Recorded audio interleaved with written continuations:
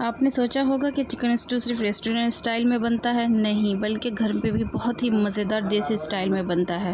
السلام علیکم دوستو، آپ سوچتے ہوں گے چکن اسٹو بنانا بہت مشکل ہے، لیکن آج میں آپ کو دکھاؤں گی اتنی آسان ہے اور مزیدار ہے چکن اسٹو کی ریسیپی جو آپ کے گھر میں سب کو پسند آئے گی۔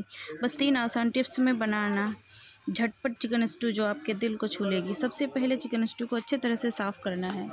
اس کے بعد تھوڑی سی نمک ڈال کے اس میں دہی 2 پیکٹ دہی ملا کے اور یہ کچھ مسالے ملا کے جیسے دھنیا پاؤڈر، زیرہ، کالی الائچی، ہری الائچی، اس کا ایک پاؤڈر بنا لیں گے خوشبودار۔ اس کے بعد اس کو ملا دیں گے۔ ملانے کے بعد اس کو اچھی طریقے سے اس کو رکھ دیں گے سائڈ میں میرینیٹ ہونے کے لیے۔ 10 منٹ کے لیے میرینیٹ ہونے کے چھوڑ دیں گے۔ اس کے بعد کڑھائی چڑھائیں گے۔ کڑھائی میں ہم تیل ڈالیں گے۔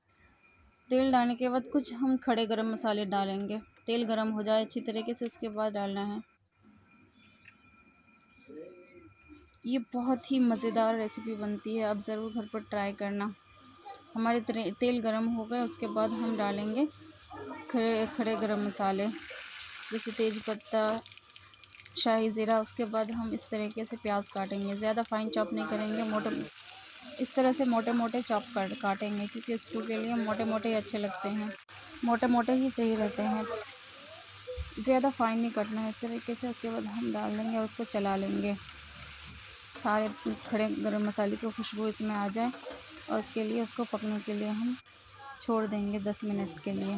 تھوڑی سی یہ سافٹ ہو جائے اور ایک بار چلا کے اس کو اور تھوڑی سی اور سافٹ کرنا ہے۔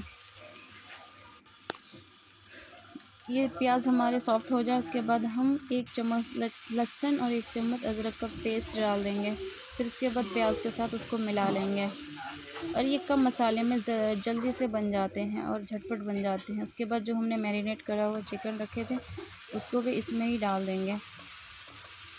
اس کے بعد اس کو ملا لیں گے، اس کو اچھے سے ملا لیں گے۔